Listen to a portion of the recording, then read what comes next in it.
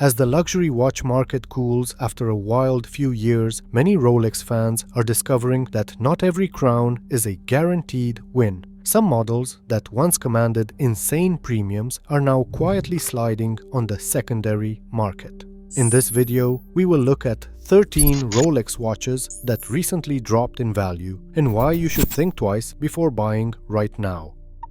Number 1. The Rolex Submariner Date Starbucks. Once hyped as the next Hulk, its green bezel and black dial fueled heavy FOMO. As supply caught up and flippers exited, prices softened, leaving late buyers underwater. Number 2. The Rolex Oyster Perpetual 41 with bright Stella-style dials. Turquoise, yellow, and coral dials exploded across Instagram, sending resale prices into orbit. Collectors paid massive premiums just to secure a piece of the hype. But when the frenzy cooled and attention shifted elsewhere, those sky-high prices could not hold. Today, many of these once unobtainable Oyster Perpetuals trade far below their peak gray market levels. If you jump in now at yesterday's hype prices, you risk locking in an overpaid position on a simple three-hand watch that Rolex will keep producing. Number 3. Rolex GMT Master to Pepsi.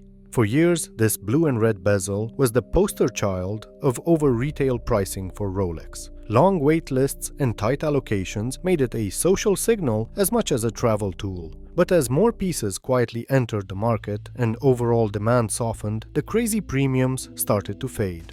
Early buyers who paid almost any price for a Pepsi are now seeing those numbers slide. The watch is still iconic, but the panic is gone. If you have waited this long, it is wiser to let prices settle further than to overpay at the tail end of a bubble.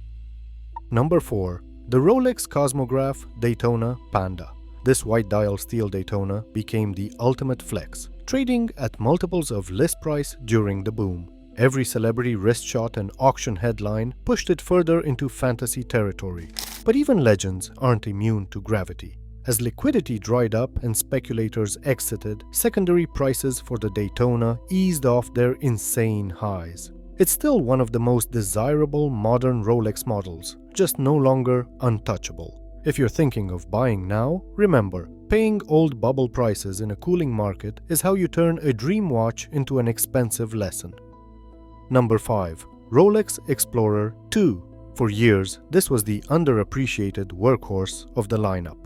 Then, collectors decided it was the value play, and both the black dial and especially the polar white dial surged on the gray market. Suddenly, the once ignored Cave Explorer was priced like a hot sports model. As that trend cooled and buyers drifted back to Submariners and GMTs, Explorer 2 prices slipped toward more rational levels. The watch is still fantastic, but the easy upside is gone.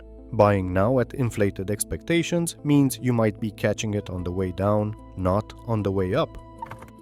Number 6. The Rolex Sky Dweller in steel and white gold.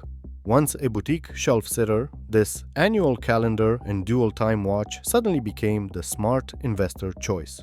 Blue and white dials in particular rocketed above retail as people chased complicated Rolex models. Then reality hit. Not everyone wants a large, busy dial with a fluted bezel and a learning curve. As supply improved and hype shifted elsewhere, resale prices softened. The Sky Dweller is still technically impressive, but the urgency has disappeared. If you are buying purely on the story that complications hold value, you may be stepping into a market that is already unwinding.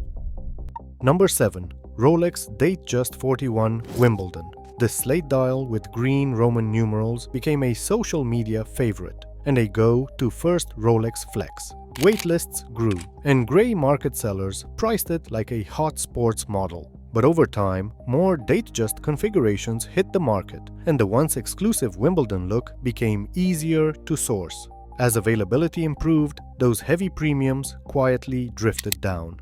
It's still a gorgeous everyday piece, but no longer the guaranteed value some buyers imagined. Jumping in now at peak era prices could leave you holding a dress watch that behaves like a depreciating luxury good, not an investment.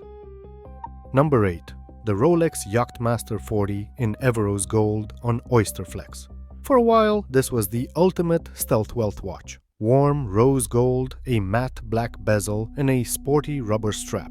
Influencers, athletes, and entrepreneurs all gravitated toward it, and pre-owned prices surged. But the combination of a high retail price and cooling demand for solid gold sports models has taken the heat out of the market.